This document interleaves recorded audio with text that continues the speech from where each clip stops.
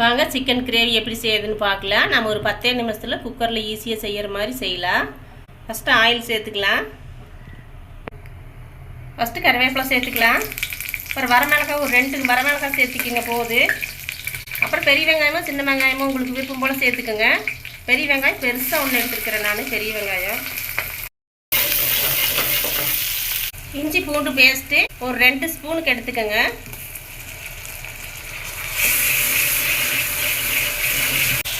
வெங்காயம் நல்லா வணங்கிடுச்சு. பெரிய தக்காளியாக 2 தக்காளி நறுக்கி எடுத்து வச்சுக்கோங்க, அதுவும் கலந்துக்கலாம்.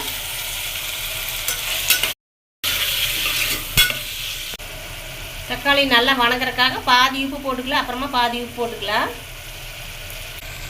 தக்காளி நல்லா வணங்கி வந்துருச்சு. சோம்புத்தூள் ஒரு 1/2 ஸ்பூன் எடுத்துக்கோங்க. பட்டகரம் தூள் ஒரு 1/2 ஸ்பூன் எடுத்துக்கோங்க. மல்லித்தூள் ஒரு 2 ஸ்பூன் எடுத்துக்கோங்க.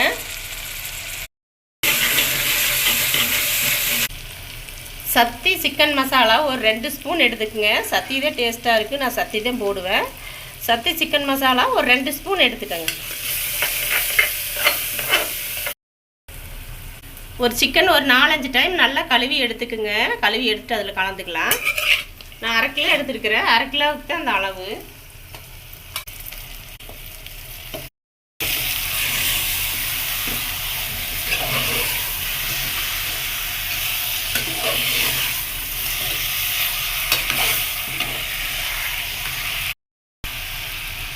நல்லா பெரட்டி விட்டுட்டு கொஞ்சமாக தண்ணி சேர்த்துக்கலாம்.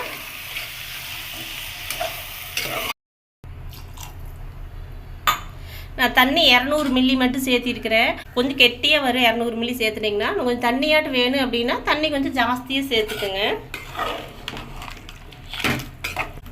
நல்லா கலக்கிவிட்டு இன்னும் கொஞ்சம் பாதி உப்பு போட்டுக்கிறோம். பாதி உப்பு போட்டு கலக்கிவிட்டு மூடி வச்சுக்கலாம்.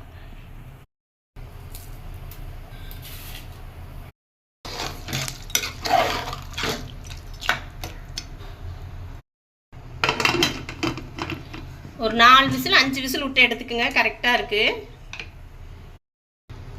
உங்கள் குக்கரில் எவ்வளோ விசில் விடணுமோ அது மாதிரி விட்டுக்குங்க. எங்கள் குக்கரில் நான் 4 விசில் விட்டால் போதும், நல்லா வெந்துரு. உங்கள் குக்கர் ஜாஸ்தியாக வர்றதா இருந்தால் அதிக விசில் விட்டு எடுத்துக்குங்க.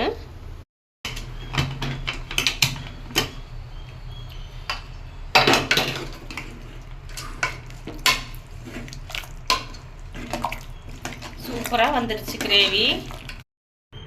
Chicken gravy ready. வாங்க சாப்பிட்லாம்.